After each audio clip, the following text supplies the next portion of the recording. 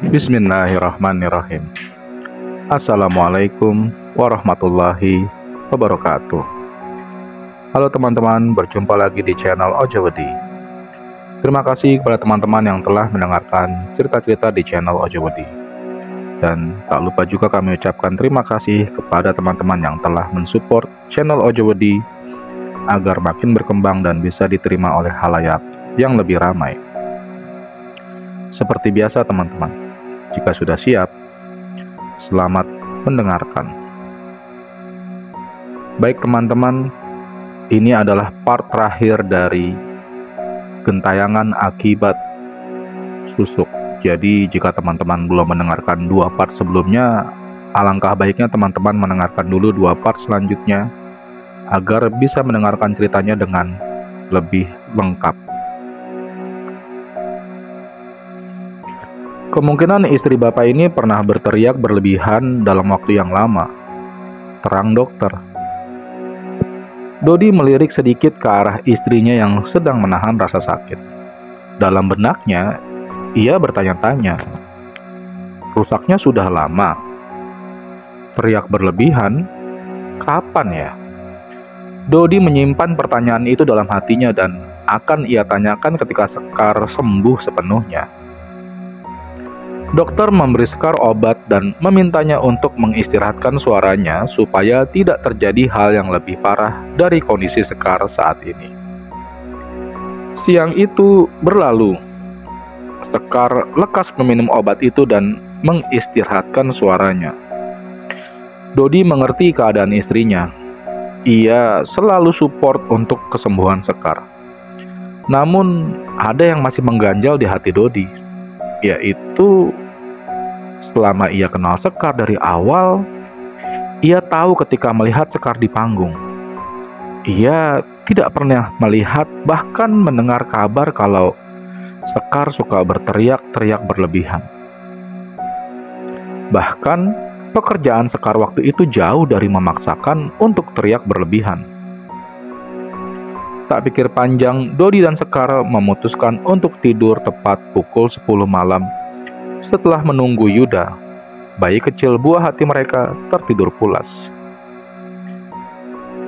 Bambung hidung bara-bara teing deri, leheng bari dianggo kasuka galih situ pinuh balung jero.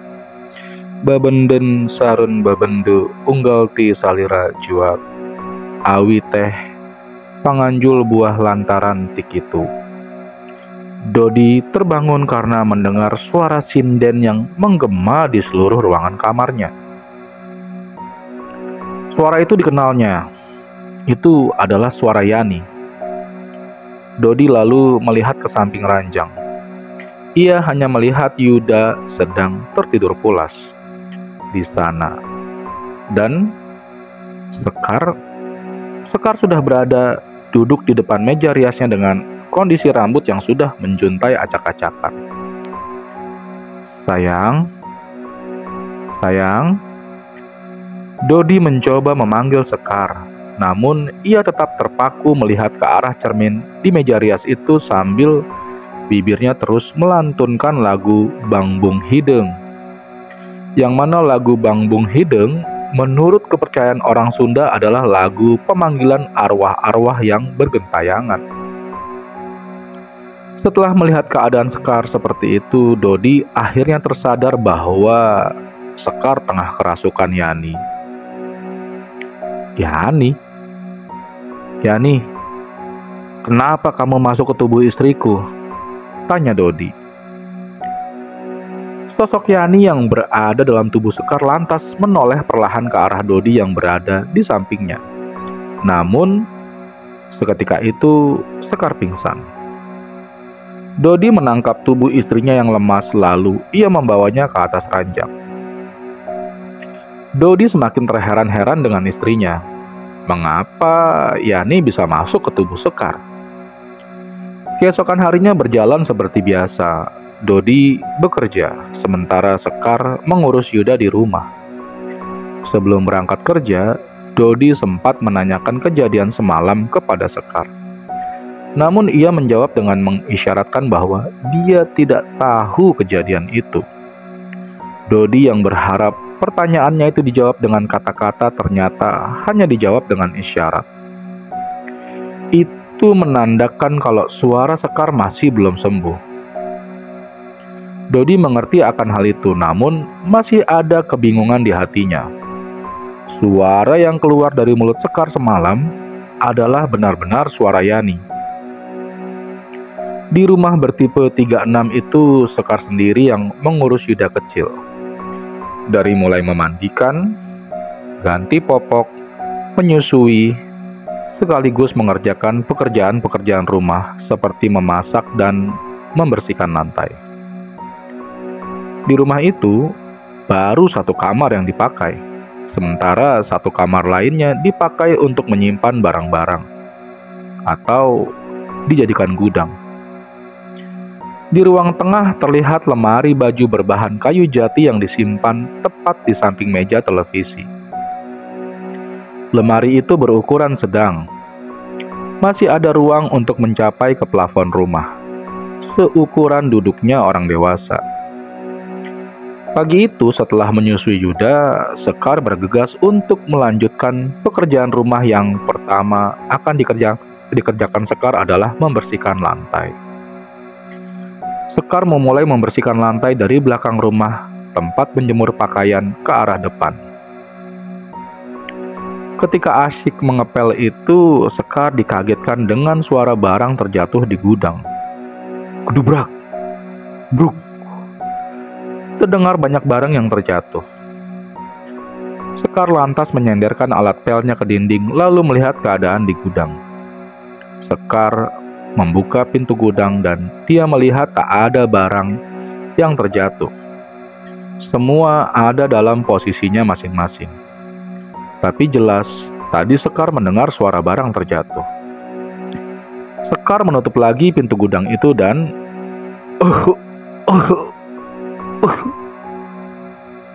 terdengar suara orang batuk ketika pintu gudang itu tertutup. Sekar yang terkejut lalu membuka lagi pintu gudang dan dia tidak mendapatkan siapapun di sana. Sekar mulai mempunyai perasaan yang aneh. Dia menyangka kalau itu adalah rumah angker yang memang diberikan oleh perusahaan tempat Dodi bekerja yang awalnya sudah lama tak berpenghuni. Di kantornya, Dodi mencurahkan apa yang dialami istrinya semalam kepada seorang temannya yang memang dikenal juga sebagai ahli spiritual. Lutfi namanya. Teman sekantor Dodi yang juga jadikan Dodi sebagai tempat curhat atau sharing seputar bahasan spiritual setelah tragedi Dodi diganggu oleh Yani dulu. Itulah mengapa semalam Dodi berhasil mengatasi ketakutannya ketika Sekar dirasuki arwah Yani. Vi, ada yang aneh dari istri gue. Kemarin waktu pindahan dari kampung, awalnya sih baik-baik aja. Tapi pas udah sampai rumah, suaranya mendadak serak. Kayak nenek-nenek. Emang sih gue bawa ke dokter buat dicek. Hasilnya emang ada luka di pita suaranya. Kata dokter, istri gue pernah teriak berlebihan dalam waktu yang lama. Tapi aneh deh. Selama gue kenal dan dari awal gue tahu banget dia, perasaan suaranya ya baik-baik aja. Apalagi semalam dia kerasukan arwah temen SD gue, si Yani, yang gue ceritain ke lo dulu. Keluh Dodi kepada Lutfi. Mendengar keluhan Dodi, Lutfi memperhatikannya seakan menerawang apa yang terjadi pada Dodi. Gua rasa sih si Yani ini ngikutin bini lo di tengah perjalanan kalian ke sini. Intinya si Yani ini bermasalah sampai dia balik lagi ke bini lo yang sebelumnya dia tinggal di barang yang selalu istri lo bawa-bawa. Terang Lutfi. Nanti malam pasti dia muncul lagi. Lanjut Lutfi. Mendengar penjelasan dari Lutfi, Dodi hanya ingat barang yang selalu Sekar bawa adalah sebuah wadah kosmetik yang ia pun jarang memeriksanya. Wadah kosmetik itu maksud lo? Tanya Dodi. Barang yang ada di dalamnya? Di sana Yani awalnya tinggal, jawab Lutfi dengan singkat. Dodi semakin dibuat bingung oleh keadaan. Ternyata masih banyak hal terpendam yang belum ia ketahui tentang Sekar. Bukannya emosi karena disembunyikan hal yang menurutnya penting, Dodi malah merasa kasihan kepada Sekar. Dia ingin terus menjaga Sekar dan mensupport Sekar sampai benar-benar sembuh. Dodi pulang. Sepulang dari kantor, ia mencium kening istrinya. Tak ada marah sedikit pun dari Dodi kepada istrinya. Dalam hatinya hanya ada kasih sayang yang besar kepada Sekar. Tapi tetap, Dodi akan menunggu saat malam nanti ketika Yani merasuki tubuh Sekar. Kalau memungkinkan, dia akan bertanya kepada Yani apa yang sebenarnya terjadi. Setelah semua informasi ia dapatkan, Dodi berencana untuk membuang paksa Yani dari tubuh Sekar. Kalau perlu, ia akan meminta bantuan temannya, Lutfi, untuk membakar iblis yang menyerupai Yani itu. Malam semakin larut. Dodi menunggu-nunggu saat Yani datang. Malam itu dia pura-pura tertidur untuk melihat Sekar kerasukan. Setelah Yuda tertidur, Sekar pun tertidur pulas. Tepat pukul 12 malam, tubuh Sekar mulai bereaksi. Tubuhnya bergetar. Matanya membelalak seakan-akan hampir keluar dari kelopaknya. Tapi tatapannya kosong. Rambutnya menjuntai. Ia terbangun seketika dalam posisi duduk. Dodi melihat kengerian itu dari matanya yang sedikit ia pejamkan. Mulut Sekar perlahan terbuka dan melantunkan kidung bangbung hidung. Suara seraknya hilang, berganti dengan suara Yani. Dodi masih memperhatikan kejadian itu. Perlahan, kepala Sekar menoleh ke arah Dodi dengan tatapan kosongnya. Tak lama Sekar lalu menoleh ke arah meja rias yang berada tepat di samping kirinya. Dia bangkit dan berjalan perlahan menuju meja rias itu. Lantas Sekar duduk di kursi dan menghadap ke cermin di meja. Di meja rias itu, tangannya seperti merogoh sesuatu yang ada di dalam laci meja. Dia mengambil gunting dan memegangnya seperti akan menusuk sesuatu. Melihat apa yang sedang terjadi, Dodi beranjak karena khawatir akan melukai Sekar. Hei, Yani, mau ngapain kamu? Teriak Dodi kepada sosok yang berada dalam tubuh Sekar. Dari cermin terlihat senyuman menyeringai dari Sekar. Dia lalu berbalik dengan gunting yang sudah diacungkannya ke arah Dodi. Kadi, kamu, istrimu, semua ini gara-gara kalian, ucap Yani sambil mengacungkan gunting ke arah Dodi. Kadi, si dukun sialan itu? Tanya Dodi dengan keringat dingin di dahinya karena khawatir Sekar terlukai oleh Yani. Yani sepenuhnya sudah menguasai tubuh Sekar hingga Sekar tak dapat mengendalikan lagi tubuhnya. Iya, bentak Yani. Lalu, apa salahku? Apa salah Sekar? Tanya Dodi heran.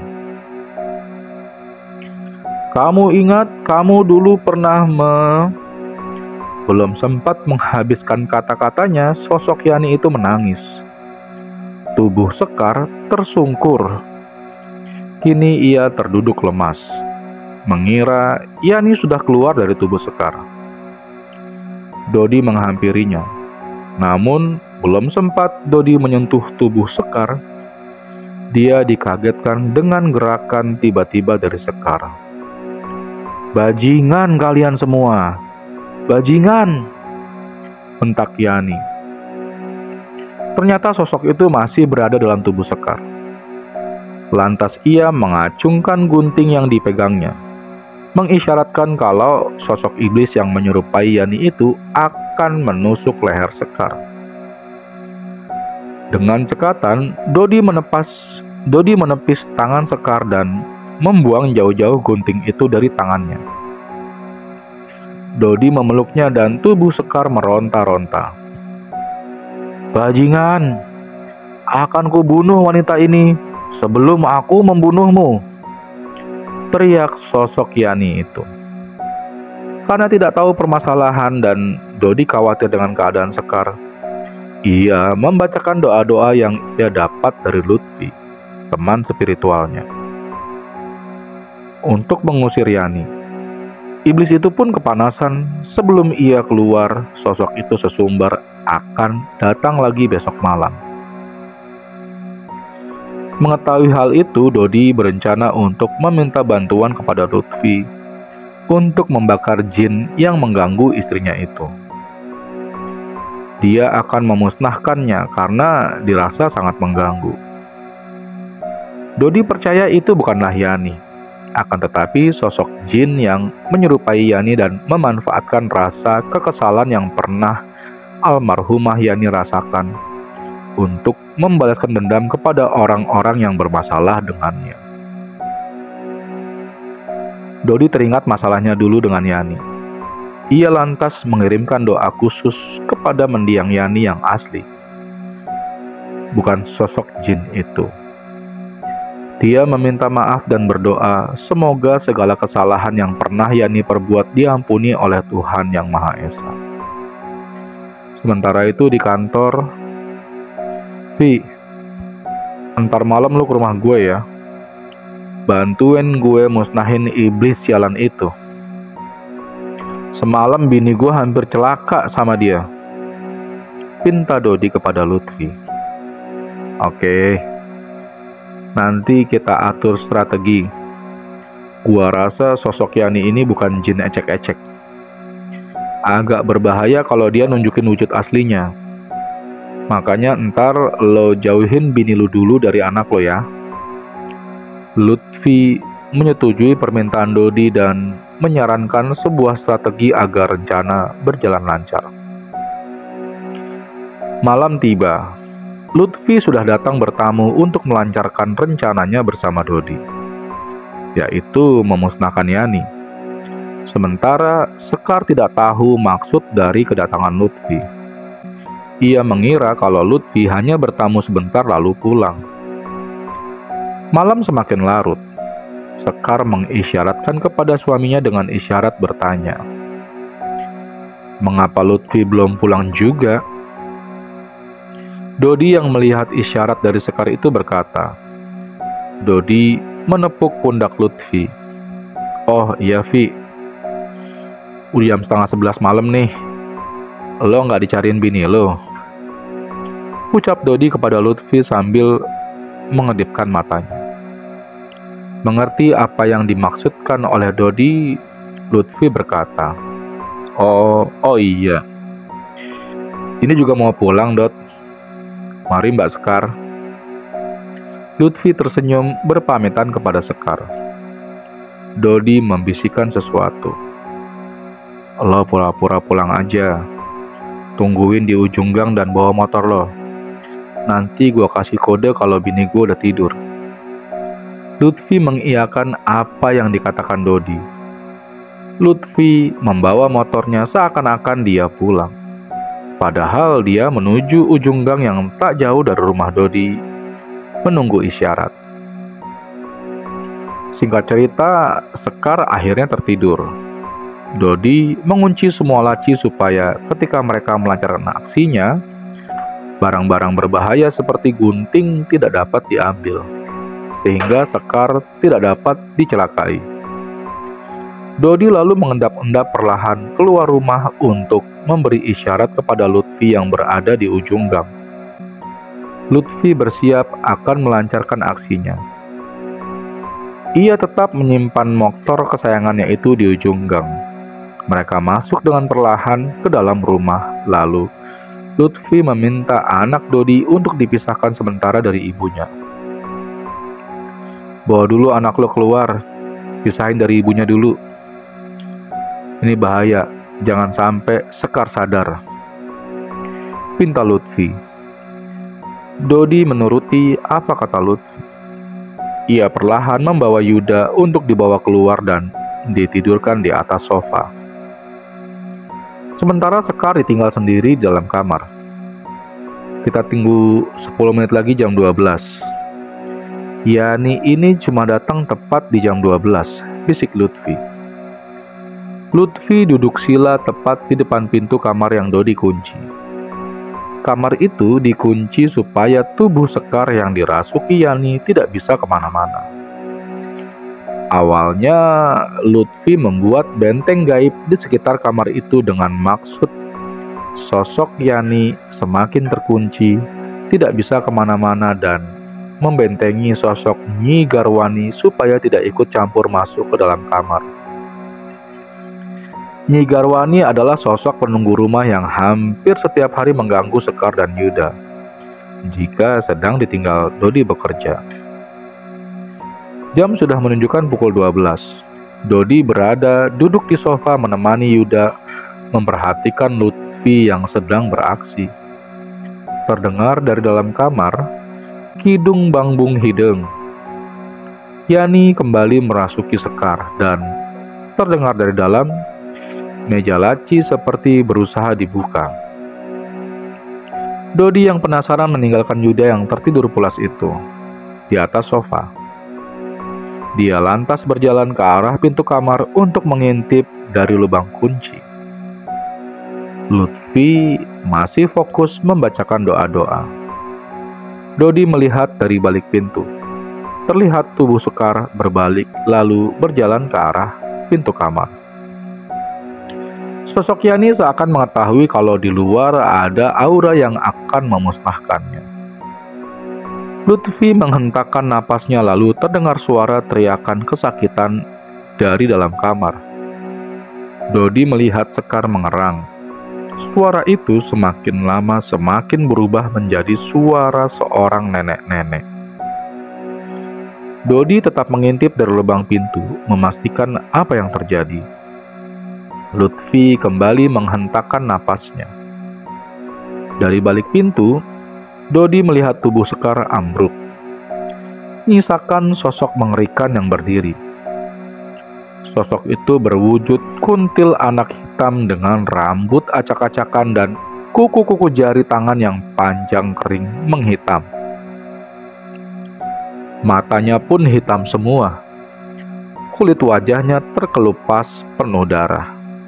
Iblis itu menunjukkan sosok aslinya.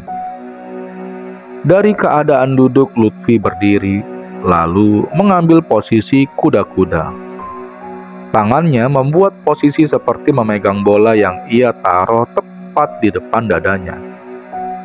Dengan satu hentakan nafas, ia merapatkan kedua tangannya, lalu terdengar suara seperti kertas terbakar dari dalam kamar. Baunya tercium seperti bau daging panggang. Dodi yang mengintip kejadian itu sedikit bergidik ngeri ketika sosok kuntil anak hitam terbakar habis menjadi abu. Lutfi pun menarik nafas panjang dan berdiri sempurna dengan maksud mengakhiri ritualnya itu. Dodi bersyukur, dia berterima kasih kepada Lutfi. Dodi lalu membuka pintu kamar dan menghampiri Sekar yang tergeletak lemas. Dodi membopong Sekar ke atas ranjang. Lutfi membantunya dengan membawa Yuda dari sofa, lalu memberikannya kepada Dodi. Malam itu terasa panjang. Dodi bersyukur masalah tentang Yani terselesaikan. Esok harinya Sekar terbangun. Dia merasakan pegal yang luar biasa di sekujur tubuhnya. Dodi pun memeluknya dengan sedikit meneteskan air mata bahagia. Sekar tidak akan lagi sengsara karena diganggu oleh Yani. 2 bulan setelah kejadian itu, suara Sekar pulih sebagaimana mestinya. Seraknya sudah hilang. Dia dinyatakan sembuh total. Dodi bekerja seperti biasanya dan Sekar mengurus Yuda di rumah sendirian. Mereka menjalani hari-hari yang bahagia, sampai suatu saat ketika Sekar sedang mencuci baju, dia dikagetkan dengan suara tangisan Yuda dari dalam kamar. Anehnya Yuda tidak ada, tapi suara tangisan itu menggema di seluruh ruangan. Sekar menangis. Sampai di mana Dodi pulang dari bekerja, dia lalu bergegas berlari ke pintu rumah untuk memeluk Dodi sambil menangis histeris. "Ada apa? Kamu kenapa?" tanya Dodi yang panik melihat istrinya tiba-tiba memeluknya sambil menangis. Yuda, anak kita hilang," terang Sekar sambil menatap nanar ke arah Dodi. Terima kasih teman-teman telah mendengarkan cerita-cerita di channel Ojowedi. Akhir kata, wassalamualaikum warahmatullahi wabarakatuh.